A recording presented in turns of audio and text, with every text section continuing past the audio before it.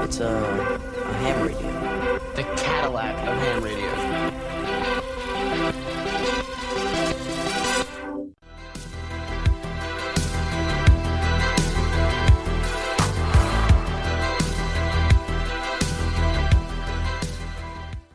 Hello everyone, welcome back to yet another episode of Ham Radio, a Stranger Things podcast. We've got a great episode for you today as usual, but first, we have a little housekeeping to take care of, and I'm going to turn it over to Jasmine to let you know where you can find us on social media and where you can listen to the podcast. Thanks, Ashley. You can find us on Instagram at Ham Radio Media, all one word, on Twitter at HamThrow, on YouTube at Ham Radio Media, or using our handle HamRadio1983. We also have a Discord you can join, which is linked in the description of this episode. If you have a fan theory or question you want to share, you can email us at hamradiomedia@gmail.com. Ashley also has a fanfic on AO3 entitled Stranger Things College, which is also linked in the description. The podcast is available on all major podcasting platforms, including Apple Podcasts, Spotify, iHeartRadio, Amazon Music, and much more. If you like the show, please consider leaving us a rating or review. We have a lot of totally tubular stuff coming up, so be sure to follow us on social media to keep up with the podcast and all of our new content. Alright, so moving on to Aunt Becky. I've always found Aunt Becky to be an interesting character, and I'm curious what your thoughts are. Do you think Becky is hiding something, or that she knows more than she's saying, or she's just overwhelmed? To me, no. I mean, I'm interested to see what your thoughts are, but to me, that character was just so... I thought the actress's portrayal, her performance was very genuine in that character was just very ignorant, but just didn't really know about all this. So I don't think there's anything ulterior motive-wise there. I just think that she maybe overwhelmed with taking care of Terry, and she didn't really know all of the information. And when Jane shows up at her door, I just think that it's very genuine reaction. So I don't think that she knows more than she's letting on. I just think that's the way she is. What do you think? Yeah, I go back and forth on Becky, because on first watch, my impression was just that she was overwhelmed and that she believed the lies the government had told her, because she had no reason not to, and that she was obviously shocked when Elle showed up, and that was a genuine reaction when she goes to call Hopper and the police station at the end. I think she's just overwhelmed, and she realizes that she said she would take an L, but then she realizes that's a lot of work on top of Terry, and that she's just overwhelmed. But I go back and forth because I've seen people point out that the timeline doesn't really match up. That from what Becky says in season 1 about how the drugs only got worse, the program was supposed to be winding down, and she seems to indicate there that she thinks that the drugs kind of fried Terry's brain, and that's why she's in this state, and that she miscarried, and the baby's not out there, the baby is dead, like she miscarried. But I've seen people point out that for when Elle was born, and when what happened to Terry, and the lawsuits and everything, like she obviously has records of that. Basically, the timeline's a bit off there. If you think that's what happened, there's like a several year gap in between there, because how could Terry be suing the government and going after them if she was already in a catatonic state because of the drugs? The timeline's a bit off there. Oh, interesting. But at the same time, I mean, a lot of that is from season 1, and I don't know if you've heard this. Stranger Things was originally meant to be an anthology. It was not meant to be a series the way it is now. Oh, interesting. So the story in season 1 was supposed to wrap up there, and that was supposed to be it. And they were going to move on to other things on the Montauk script from there. I take everything from season 1 with a grain of salt, because it was not intended to be a series at that point. From season 2 it was, because it became this overnight smash hit, and Netflix came back to them and like, hey, can you do a whole series out of this? And they were like, yeah, sure. And they'd like call up the actors and go, can you guys come back? Yeah, I think there's a few things like that between those seasons that just writing wise that had to be either rewritten or retconned, and then also, like, you've been talking this whole episode about the Lost Sister episode. I just think that some of those characters in between seasons kind of get muddled, and the history and the story and the timelines. So I don't know how much of that is season 1 was meant to be standalone, or if there's something else going on there. She says it's just the two of them, but at the same time, she seems to be on a fair bit of property there. So I've seen people speculate, was she paid off by the lab people? Or did she get some kind of stipend that she thinks is compensation? But I sit down, I'm like, well, if she's being paid off by the lab people, I feel like she'd be living in a nicer place. Because, when Gwen sets up the Byers family in California, Will says, he's been good to them, and they've got a nice home and everything. So I feel like if the lab people wanted to keep her quiet, they'd be living in nicer digs. And she kind of makes it seem like they're not super wealthy. They're just on their own. She's Terry's full-time caregiver. But I feel like if that was the case, it would be a more positive situation. And I also feel like the government wouldn't constantly be trying to figure out where Elle was if they knew Terry and Becky was still alive. Because that kind of seems like, well, would you not contact them? But that does not appear to have happened. The only person we've seen Becky have contact with is Elle and Joyce and Hopper. And I kind of wondered if, after Hopper adopted Elle, that he would send Becky some kind of stipend or something to look after herself and Terry, because we know that he's got money. It appears that way. So I just kind of wonder what the situation is there. Yeah, hopefully he would in some way. But yeah, I could totally also see Brenner, after frying Terry's brain, being like, well, that took care of that situation. Don't have to worry about that anymore. And just letting her be and not ever giving her any more thought. And I wonder too if Owens even knows that Terry is still alive. Because Brennan seems like the type of guy to me who, if he would probably put terminated on her file after they did that. So I would guess that Owens probably thinks that Terry is deceased and that Elle has no other family. Because I feel like if he knew that Terry was still alive and what had happened to her, I don't think he would have agreed to the Nina project. Because he basically goes against his better judgment because Brenner convinces him this is the only way. And that is the example that Elle brings up to Brenner. After what he did to her mother, he's like, well, she brought a gun into a hospital. She was sick, as if it was her fault. And she realizes he's the monster. And I just feel like if Owens had known that, I think he's too smart for that. I don't think he would have agreed to the Nina project. Yeah, that's a good point. Because, I don't think he would either if he had known. And I think there's a lot that Owens doesn't know that he thinks he does. Because we did an episode with our friends at Starcourt Study Hall. We talked extensively about the Nina project. And what they shared with us is that on rewatch, something they realized is Brenner convinces Owens to do this, and he says it's the only way. But after the whole Nina project is revealed and what's happened to Alice Powers is revealed, it's pretty obvious that Joyce and the boys could have done this with Elle in a kiddie pool in the backyard, and that would have worked just fine. Probably would have worked better if she wasn't freaking traumatized the whole time, if she was with people that she trusted, that there's both a mental and physical component to it. Yeah, totally. And that that moment, I love that moment where Owens looks at Brenner and he realizes, oh frick, I've screwed up. I thought this was the way, but is he just doing this to mess with her? Is this even necessary? Is this even going to work? And then you find out that it's just basically, it's Elle just unlocking her memories, but because she was already getting bullied, that stuff was already coming up for her. They just had to play the tapes. They didn't need to shave her head, drug her, traumatize her again. They just needed some salt in a kiddie pool in the backyard and the VHS player. That was all they needed. And I don't think it's a coincidence that they wait to do this until both Joyce and Hopper are out of the country, because no way in hell would they let that happen. So yeah, that's true. But at the end of the day, it did work. I mean, yeah, maybe they could have gone out to the backyard in a kiddie pool and some salt, but as much of a monster as he is, she did regain her powers, so there is that. Yeah, she did get him back. So, but yeah, there's lingering questions for me about Becky, and I don't know if we'll get them answered in season 5. I feel like they are doing some kind of epilogue episode, which I hope they are. I feel like there's a lot of ground to cover there, because the rest of the season seems very military and quarantine focus. And so I'm curious what your thoughts are on this. Do you think that Becky has some kind of agreement with Joyce and Hopper about Elle's care?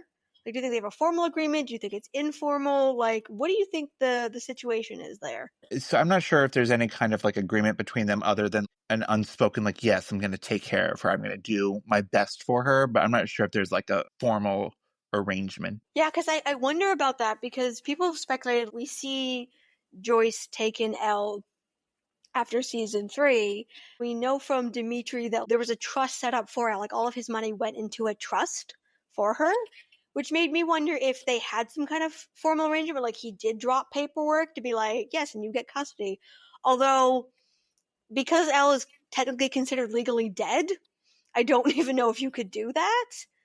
And that made me wonder, I'm like, do they have a formal agreement? Like, does he have some kind of formal agreement with Becky? Or is it more of just an informal thing where it's like, okay, I can't take care of both of them, and she seems to want to live with you, so, you take care of her, and in exchange, he makes sure that, like, her and Terry are looked after. Because the question that was raised for me is after the Byers and now moved to California is, do Becky and Terry know that she's moved? Yeah, how much do they know about recent stuff, like that she's now in California, that she's living with a whole other family, that this guy that came here that is supposed to be taking care of her is now supposedly dead in a mall explosion. Yeah, I don't know how much they would know. Because we know that Hopper's death made the news, so I feel like she would have at least seen that. So I feel like Joyce had to have said something, but if she did, and they do have an arrangement in place, that makes Becky and Terry vulnerable if the military ever comes knocking.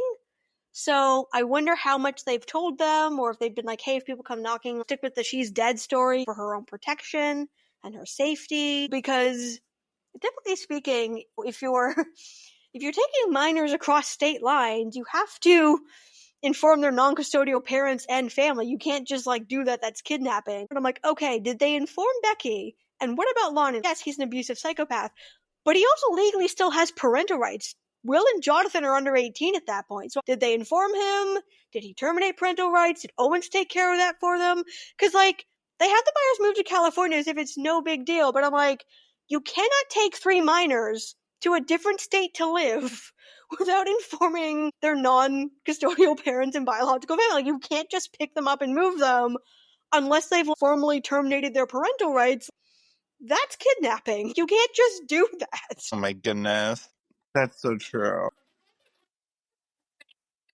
It's like they're moving. Happy ending for them. It's okay. That's so funny though when you said about Hopper's death making the news. The only thing I can hear in my head was Angela's voice saying, "What, your local paper?" When Elle's trying to give her presentation about her hero, her father who died, and Angela is just such a little bully about it. Yeah, and I feel like I hate Angela more than Vecna, honestly. At least Vecna I can understand, but Angela was just mean. She's rude and also kind of an idiot because, oh, your local paper. No, from what we see, that made national headlines. It was a big thing, yeah. Angela's kind of stupid that she apparently hadn't heard of this. I know they're in California, but I feel like, I don't know, 30 people and the chief of police died in a mall fire in a town that already had a bunch of like suspicious deaths. Like, we see that news story at the end of 3 about that. So I'm like, you somehow didn't know that everything going on in like Hellville, USA? Missing children, and now a mall fire, and the death of the chief of police. But I'm sure Angela doesn't see past her own pretty nose.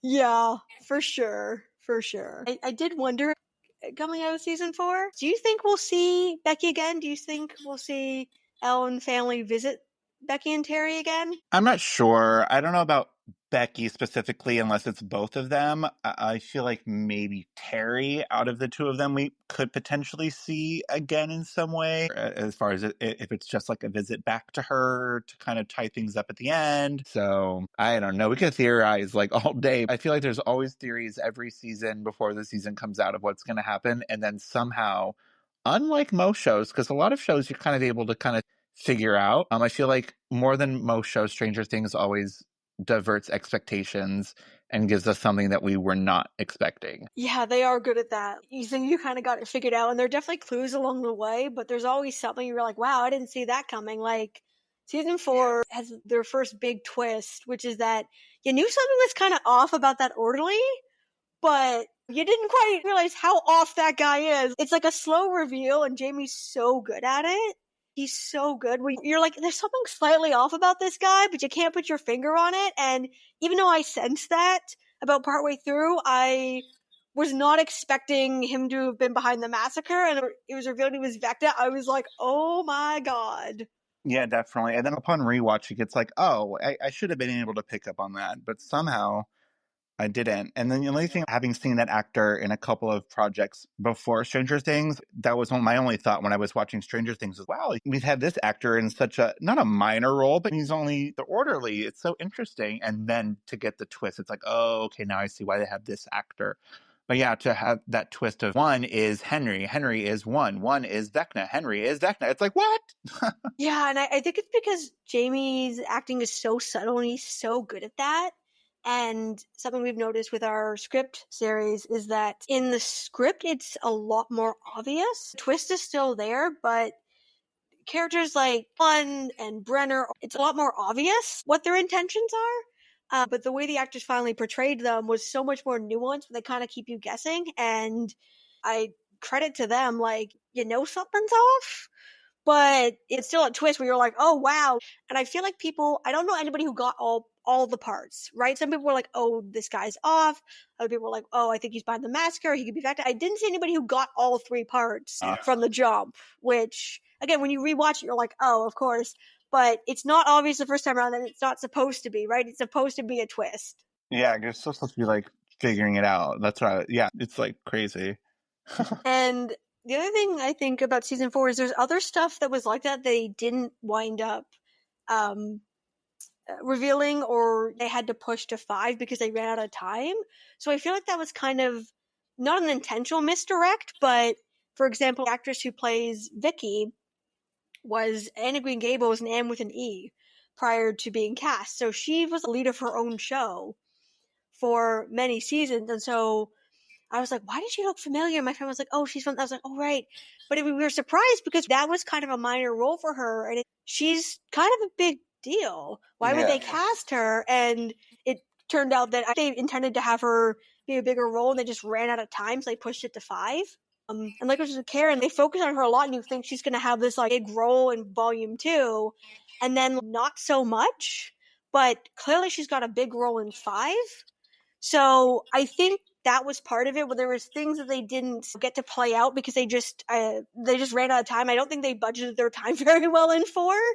So yeah, everything just kind of had to be pushed. I kind of been waiting the whole series for Karen, for something to happen with her, because the first season that she was actually a series regular in the opening credits, and I always thought she wasn't a big enough character to be a regular on the show. But I think that's just because she's not involved in like the main mystery of the show. You know, she's just like the mom the whole time. So I'm waiting. Obviously, we see that she's going to have a big part in season 5 and with Holly. But yeah, I'm interested to see what happens with her. yeah, same. I always thought she was going to get a larger role as well. And I kind of wonder if they had her build a series regular and there was just stuff that they shot and had to cut for time or for flow.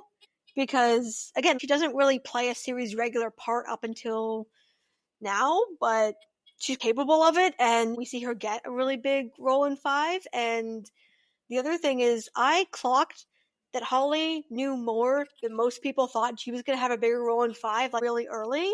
That surprised a lot of people, but I clocked that earlier after 4 came out, and I was like, I think there's more to Holly than meets the eye. She's smart, she's observant, she's always in the background. Like in the first season, when Karen brings Holly over to the buyer's house, and then the lights are going off, and she's following the lights, and these characters are always there. Karen and Holly, Ted is what he is, but it's like obviously there's something building up. I mean, hopefully. yeah, season 3, she notices the trees are moving with the mind flare and points them out. Yeah. And they're like, oh, the fireworks. And she's like, no, the trees. And then in 4, she's like, look, it's snowing. Reminds me of the Polar Express, like where the kids can believe the magic, but the adults can't, right? They can hear the bell. So something like the kids are fully aware of stuff that's going on, and the adults are like, no, look at the fireworks. It's fine. Don't worry about the trees. Yeah, and I feel like her siblings and parents are going to be shocked when something happens, but she's always in the background. Before we see they give her the Skittles to use her light bright, but she's there and she's still hanging out in the living room as far as you know for that whole conversation. The fact that like her and the cop walk in and they're just having that conversation, they walk back out. Holly's in the living room. And, I mean, the other thing that gets me is once it was revealed that, Holly's playing a bigger role, I'm like, well, yeah, Mike hid Elle in the basement for a week. Nancy's always having Steve and Jonathan over. Mike's having all his friends over all the time, and Holly can hear them. It's a decent sized house, but like, she's still there. Like, It's like that thing they say that kids see everything. When you have a gun in the house and the kids see, they know. So I'm sure she's fully aware. We see her even in the first season when Elle is walking out of the house, right? And she's looking, and Dustin has to bang the door thing so they don't look at her. So I'm sure, yeah, Holly, like, the season hears a lot of things about this. And she's like, oh, the Upside Down, I know all about that. yeah, and I feel like because the rest of her family is truly oblivious, I feel like they're going to be shocked, and everyone else is going to be like, Will especially, like, he practically grew up there. He's going to be like, how did you not notice this? She's always been there. She's observant, and I mean, that place is practically a hotel. There's so many people coming in and out of there and spending the night that Holly's just like, whatever, that's life. But she's right down the hall. She hears all this stuff. She knows that, like, there are people staying over and being hidden and hanging around and talking about stuff. Like, she knows. She definitely knows. That's so funny. I was so bummed though when I saw that they recast Holly because she's gonna have a bigger role. They want the actress to be capable of performing that, I guess. But I just felt like it's been the same little girl since the first episode. 4 seasons in. Now all of a sudden the last season we're getting a whole new girl. Yeah, I hear you there. Although I did see there was a behind the scenes shot that Nell Fisher shared with the twins that played Holly before her, and it appears that they're doing some kind of stunt work. So it looks like they may be her stunt doubles in 5. I did see something online of her saying something and then the twins commenting on just saying, take care of our girl and thank you. And so obviously they understand and they are handing the reins over to her. But at the same time, I don't know. I'm just like, we'll see what happens in season 5. Maybe it is a necessary recast, but I thought that maybe with a little direction that these girls could have portrayed whatever it is they have in the script, but maybe not. We'll have to see what happens. Yeah, and I also wonder too, from everything Deaf Brothers said and the way season 4 ended, I think the original plan was for them to pick up where they left off and then jump ahead to fall of 86. I think it was all supposed to wrap up in 86, and then the other characters were going to go off to college, university. That definitely seemed the way season 4 was going and everything they said in interviews. I think the jump ahead to 87 is simply because 3 years passed and the actors had just aged to a point where it's like, no one is buying that they're 14. Like, with Holly too, like even in that final scene of like it's snowing, like she's supposed to be so much younger than she is. And like we get it with the way that her costume and her hairstyle and her minimal lines, she plays as a young child, but like what Priya Ferguson is like is 17, 18 now, and she's supposed to be playing so much younger as Erica. I mean, obviously, all the kids across the border playing so much younger, but especially when you have a character of Holly that's supposed to be a child and having the actresses be so much older than the character. yeah, so I do wonder if they recast because they realized they were going to have flash forward. I feel like if they'd stuck with 86, they probably could have made it work. But I feel like maybe with flash forward, they're like, yeah, no one's gonna, like, she just needs to look older. Jump and the strike and everything did unfortunately like affect a lot of things because and it seemed like coming out of 4 and 5 were gonna dovetail, and it definitely feels like they've had to make changes just because so much time had passed. And while I'm not crazy about that, I think it's better than trying to pretend. I don't know if you watch Modern Family, but I love that show for like the first 6 seasons, but there got to be a point where the kids started to get older and they were still trying to do the little kid jokes. And it just didn't work. And I remember seeing clips online later that like they did some weird plot with Haley later on where basically she got back together with her boyfriend, basically to keep her in town rather than going away to university. And they started to do stuff like that, which didn't really make any sense. So rather than having those characters go off or not be in every episode or aging it up, they were trying to hang on to that. And I think you can see that a little bit in 3. I was reading an interview the Duffer Brothers did after 4 came out, and they said that it was a big shock to them when all the kids showed up on set for 3 because they were writing them like they were much younger. And at that age, of course, a year or even a few months can make such a difference with your growth spurts and everything. And having read that, I was like, oh, that makes sense. Because there's some stuff in 3 that does feel kind of juvenile and does feel like a bit of a regression. And it's like, yeah, if they were writing it like these were little kids and the kids showed up and well, they're not so little anymore, that makes sense. So they made a point to take that into account for 4, which turned out to be a really good idea because by the time they shot 4, the kids were so much older by like a good 2 years that like it really wouldn't have worked. They would have had to rewrite a lot more. Yeah, I think you see that even in like the costumes. Like I look at like Dustin in season 3 and his like tiny little clothes because they're trying to make him seem like he's like still this young kid, or maybe he had just had like a growth spurt, so his clothes are too small for him. But I feel like we see that there too. Yeah, or like I saw an interview with the head of costume for season 4, and they said that they had to like particularly style Noah Schnapp to cover his arms because he had more muscle on him than you're supposed to have at 14. Because he wasn't supposed to be that old when they shot that, and so they had to do a lot of stuff with costuming to make them look younger. And I kind of feel like when they went to film 5, they're like, okay, we've done all we can at this point, but it's time to call it. Like, no one's gonna buy this. We just kind of age this up a bit. Yeah, I prefer that. I bought every season. I buy the ages that they are. I'm never like, oh, they're so much older. Visually, it looks good. And like you're saying, those couple of months when you're those ages, have a growth spurt and you look completely different. So I buy it, especially season 4, seeing them now. We've gone from middle school to high school. Yeah, you can visually see that they're older, but like you see a kid and then see him a few months later and then like, whoa, it's the same thing. Yeah, so as much as I'm not crazy about them adding in additional time jumps, I would rather they do something to address it rather than trying to pretend like they all look 14 and no time has passed. So we'll see. I don't know if you've heard this, but have you ever heard of the original like Mercy Kill storyline they had planned for Terry? No. Okay, so I came across an article where the Stranger Things writers account had shared plots that they abandoned. And one of them was that in the original script for season 2, that Elle was supposed to like mercy kill Terry, and that in the end they wound up like scrapping that and leaving her in a catatonic state. Oh my goodness. So what was the like original plan? So I think what they were going to have Elle do is show up, realize she's in that state, get the information she needed, and then basically use her powers to kill Terry and quote take her out of her misery. I think was the original idea. Oh my goodness. Yeah, and glad they abandoned that one because it doesn't send the best message. Yes, Terry doesn't have a great quality of life, but Yeah, and that's not really Elle's thing. We've seen that she wouldn't harm the cat, and obviously she has killed and she will kill if needed and to protect her friends or herself. But yeah, that seems kind of against Elle's character. and I think it goes back to like from what I read about season 1. Originally, she was supposed to be a lot more like vicious. She was supposed to be like just kind of killing indiscriminately. And then with Millie Bobby Brown's performance, they decided to make her softer and want to like kill in self defense or like anger, which obviously was a good idea because it makes her a lot more relatable and endearing as a character.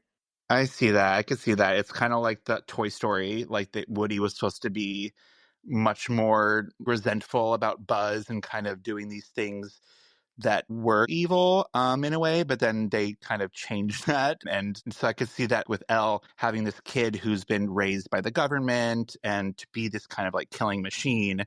I could totally have seen that that's where the character was going to start out as, but I'm kind of glad with that that's not what we got, especially Millie Bobby Brown coming in and changing that and giving her this human side and the performance and her shaping the character and reshaping who Elle is. Yeah, I agree. And I think the first season would have probably been successful, but I don't know if it would have become the blockbuster it is because there's lots of dark comedies or shows out there around stuff like that. And I think what we all love about Elle is that she's human. She doesn't want to be in this situation.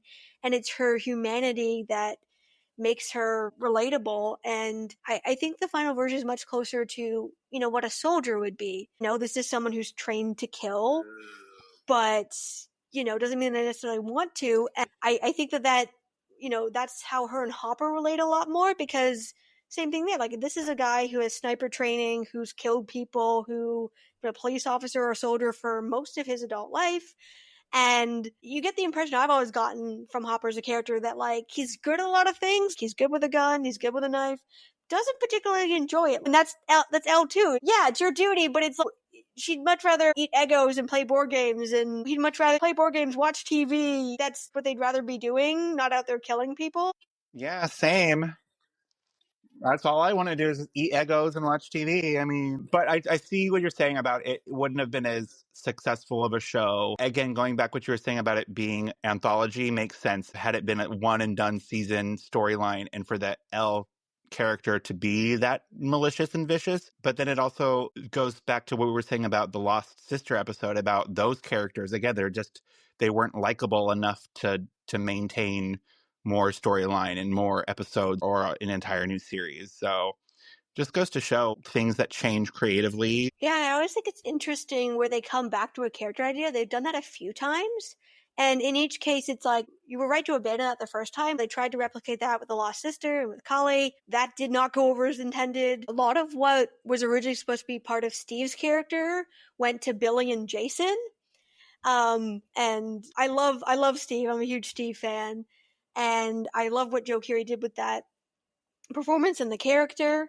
And, Steve now is obviously so much more of a nuanced, stronger, better character than originally scripted, but they were able to reuse that later on, and they've done that a few times. And each time, like, that I've seen that they've done it, it's like, yeah, you made the right call. This actor is meant to play the part this way, and you want to reincorporate that, you bring in another actor who can play it that way. They're there for a limited time, they do that role, and then that's it. And I think The Lost Sister kind of taught them that, because the other characters where they've done that with don't stick around for too long. They're great. They're really good at it, but they don't stick around because they're not meant to. They realized, okay, this didn't work the first time we tried it. We're not going to do it a second time. We're going to one and done this. It really is one of those shows that people talk about a lot of movies and shows that way about perfect casting. But as we've been talking today about our different actors influencing the characters, I mean, it's easy to write a script one way and, choose the motives of these characters. But then when you get someone who just genuinely, authentically plays a character a certain way and more human and more humanity and kindness to it, how that reshapes Elle or Steve and a lot of these characters. It's so interesting to see. And something I really appreciate about this show is that the Duffer Brothers are clearly capable of recognizing the talent they have, and when somebody plays something a different way or goes in a different direction, they let them lean into that, and it's very collaborative. Like, I know that Eddie's character, from what I've read, he was supposed to be a much more antagonistic, and him and Steve have a lot more of a rivalry. But then, this is so sweet, I read that during the shutdown, Joe Keery, Joseph Quinn, and Gaten Matarazzo were all quarantined in Atlanta, and since Joseph Quinn couldn't go home, couldn't go back to Europe, other things they could do during lockdown was like outdoor activities. They went like rock climbing and did like sporty stuff, and they bonded. And so when they came back to filming, they were like, oh, we'd planned this whole like antagonistic storyline, but it no longer gelled anymore because they'd all become close. they're like, oh, they're best friends now. It doesn't play well on screen. They have a body chemistry of friends and not of rivals. Yeah. And also, like, that plot was a bit weird to begin with. Like, why would two adults be having a rivalry over the friendship of a child? When you really break that down, feel like they didn't think that one through. Like, that's a little odd. That's the kind of thing that would make sense if they were all the same age, or maybe within the same age or two of Dustin. But canonically, Steve is graduated and Eddie was supposed to graduate years ago. When I heard that, I was like, yeah, glad they abandoned that, because that's a little odd. Yeah, that's so interesting. There needs to be a whole documentary.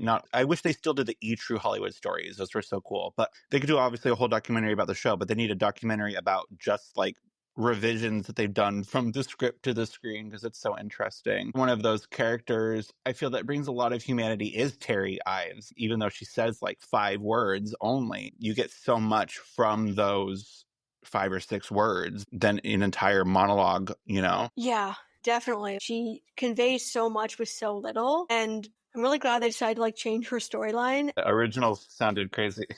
Yeah, and that whole article, there's a whole list of them. You might have heard this one, but Will was originally supposed to kill Bob while possessed early on in season 2.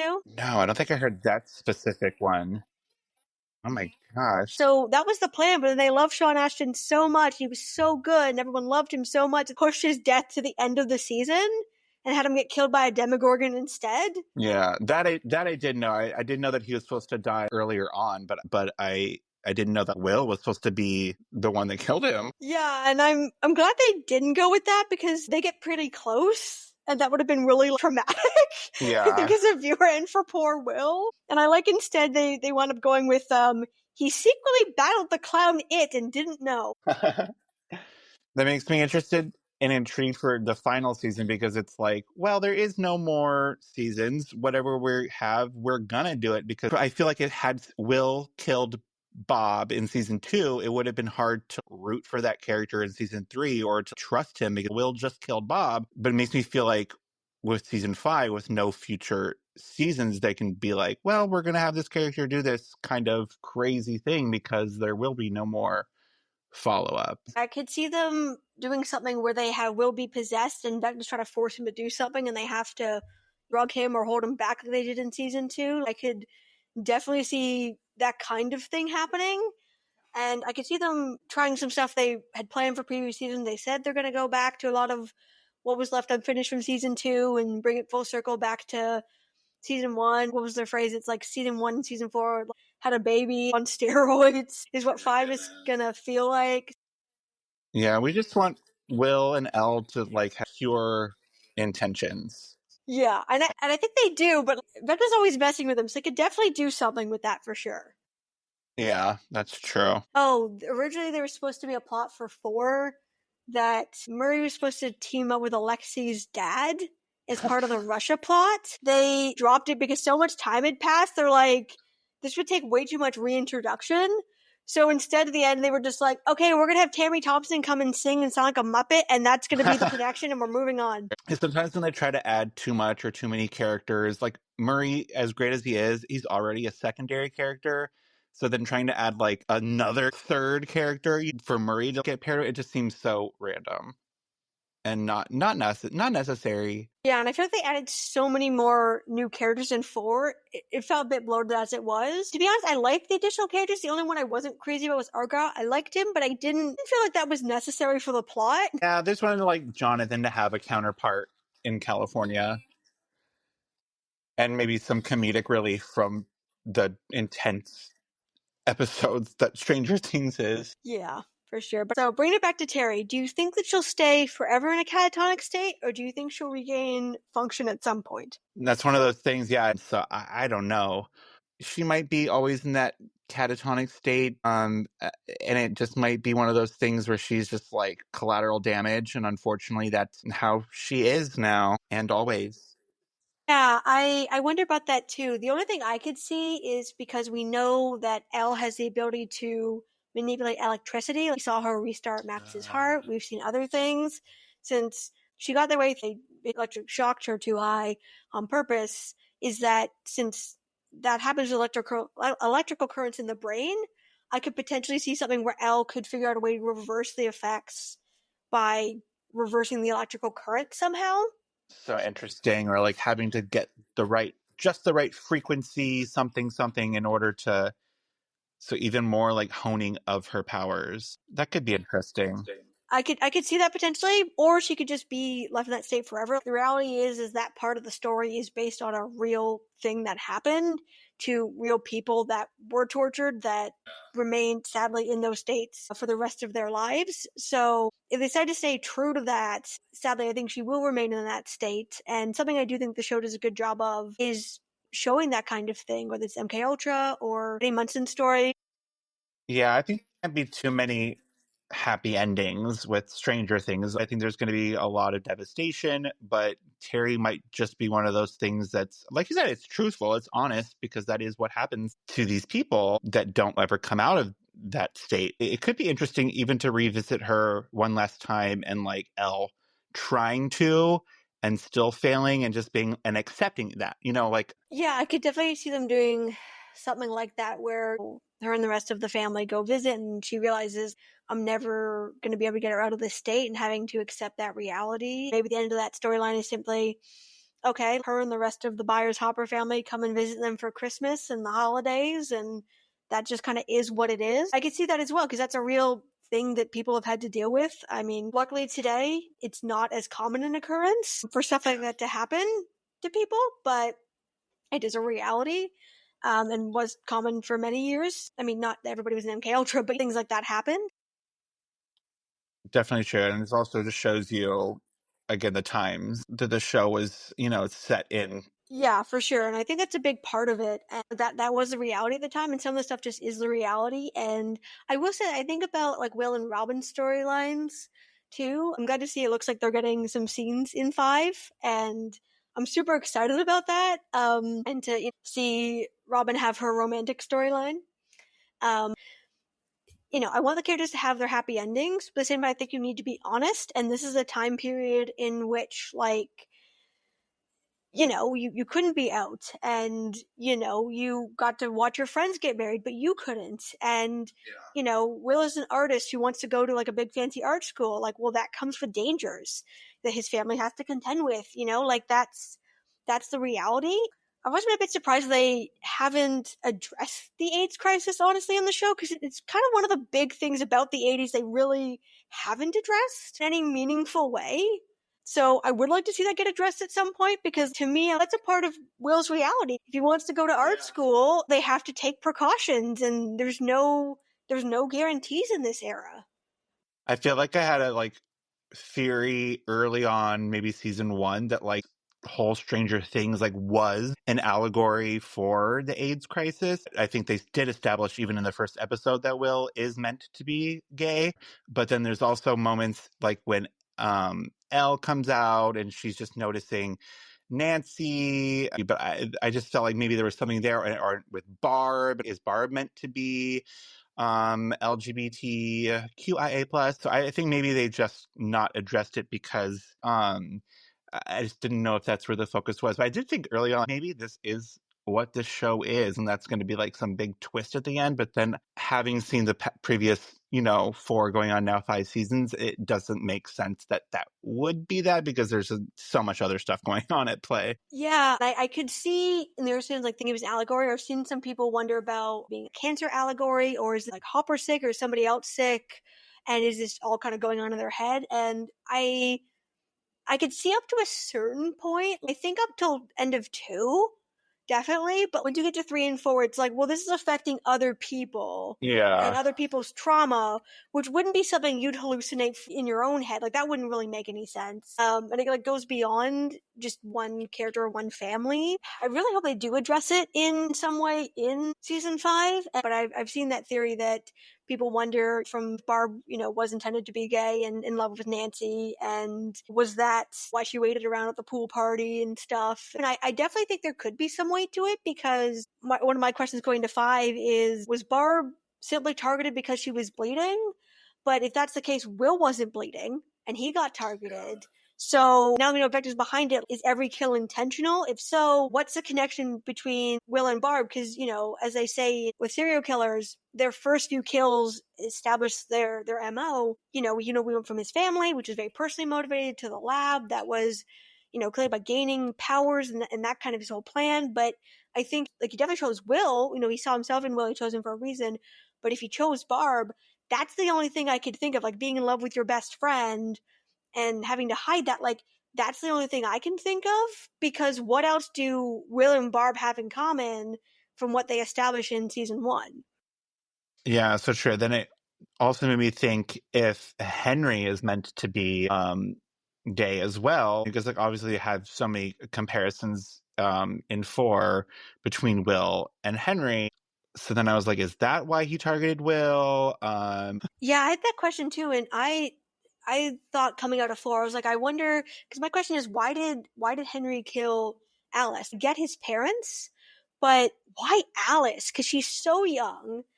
And the only thing I could come up with was that she saw something, she witnessed something and told their parents, and that's why they moved, or something like that.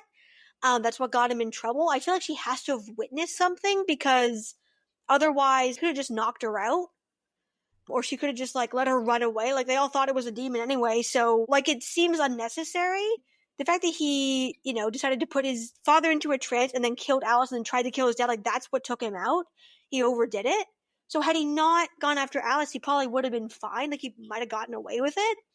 So what I came out of 4 with was, like, what did she witness? And if he sees himself in Will, that's what Will and Barb have in common. Is he gay? Did she see something? And is that why they moved? Is that part of the origin story here? Was Henry convinced in season 1 that, well, if I have the gift and maybe they have the gift, and then he killed Barb and was like, okay, well, she didn't have it, and he went after Will, and he's like, oh, good, we can use this. I'm not saying that, like, being gay gives you superpowers, but did Henry think that for a time? Was that his misunderstanding? Right?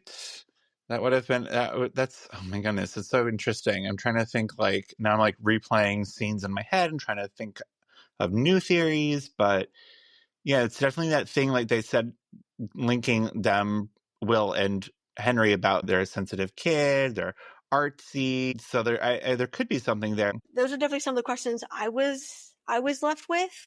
I feel like we're going to get something in season 5, backstory wise, more, again, if Alice saw something, or why did they move, or the early days. I feel like there's a little more there that we need to see. I feel like there's definitely more story that we need to get and get a definitive answer on. Was it just that Henry saw himself in Will? Was that why he was targeted? Was it more than that? Have all the kills, everything to do with the Upside Down, all been Henry's? It all connected? Because I feel like there is enough wiggle room in season 1 to tie that stuff in and without retconning it too much, or at all in some cases, just because some stuff was left ambiguous. Yeah. So to wrap up on Terry, do you think her powers could help Elle and the gang in season 5 in some way? I don't know. That I think it would be interesting, but I'm not sure if they'll pull that out. Yeah, I wonder too. Like, I think it could be interesting if they connected it that way, or showed that, and her mom can still connect and communicate in some fashion, or that what she can show or her memories could help them in some Oh, manner. yeah. Like, I'd see maybe something simple, like she can connect through her mindscape and in the void and do it that way.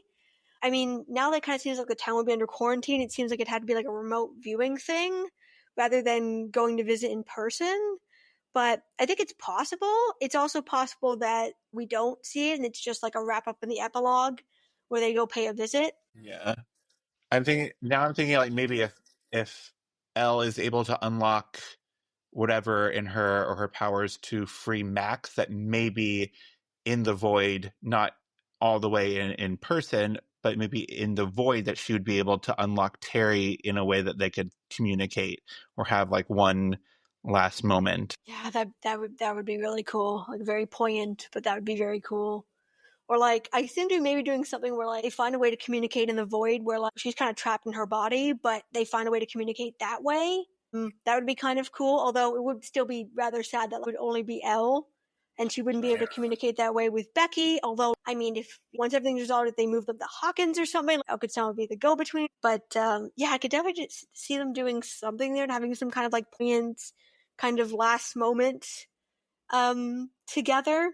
There's definitely a lot of loose ends that they need to tie up before the show finishes. Oh yeah, definitely. All right, and so to wrap up our show, do you want to tell people where they can find you on social media and where they can find you online? I am on Instagram at aman1113. So you can check out if I'm performing in any shows, or I post on there if you want to follow my Grey's Anatomy journey or my Stranger Things journey. Awesome. All right, so we will have links in the show notes as to where you can find Alex and the other stuff that we've talked about, so you can go check all of that out. Alex, thank you for coming on the show and talking theories with me. Thank you for having me. It's fun to have, someone to springboard these ideas off with and give me ideas for new theories, and I'm excited for the final season. But yeah, thanks for having me on. Yeah, me too. It's going to be a wild ride for sure. And that's our show. If you like what you heard today, be sure to subscribe and tell your friends. Our theme music is provided by Neon Knights. Thank you for listening to this episode of Ham Radio, a Stranger Things podcast. Please join us next time, same dial, same time. Over and out.